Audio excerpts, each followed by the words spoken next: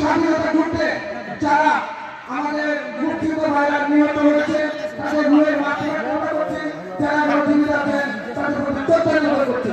তারই সঙ্গে হাসিনা সরকার যে বিজয় দিবসকে বিতাড়িত করার চেষ্টা করেছিল, যে সরকার থাকলে বাংলাদেশের স্বাধীনতা বিজয় দিবস সেই জাতীয়তাবাদী দলের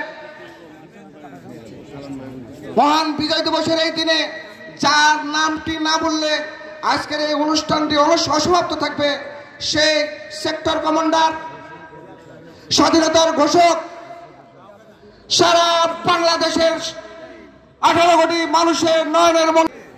আমি প্রথমেই ধন্যবাদ জ্ঞাপন করছি মোহনপুর উপজেলার সুযোগ্য আহ্বায়ক কমিটি সঙ্গে বাংলা উপজেলার সকল অঙ্গ সহযোগী সংগঠনের নেতৃবৃন্দ, আপনাদের সহযোগিতায় আমি আজকের এই দ্বিবার্ষিক কাউন্সিলে সুষ্ঠু সুন্দর সুচারু পরিবেশে এখন পর্যন্ত আমরা বাংলাদেশ জাতীয়তাবাদী দলের কর্তৃত্ব ধরে রাখতে সক্ষম হয়েছি। এই জন্য অন্তরের অন্তঃস্থল থেকে ধন্যবাদ জ্ঞাপন করছি। ভাইরা আমার, বাকি সময়টাও আমাদের ঢাকা থেকে মেহমান এসছে, জেলা থেকে আমাদের মেহমান এসছে, তাই আমরা বাকি সময়টায় আমরা অতীতে যে পরিচয় দিলাম, আমরা আমাদের দলের ব্যক্তির চেয়ে দলের স্বার্থে দলের ইজ্জত রক্ষার্থে শেষ পর্যন্ত আমরা অতীতে যে আচরণ করলাম, সুশৃঙ্খল ছিলাম।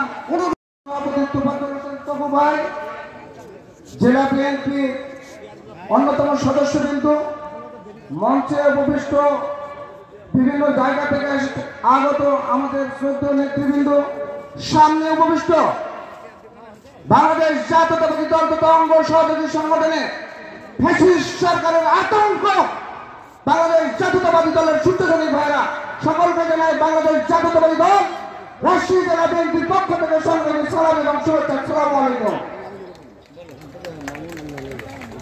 সাথী ভাইরা আমার,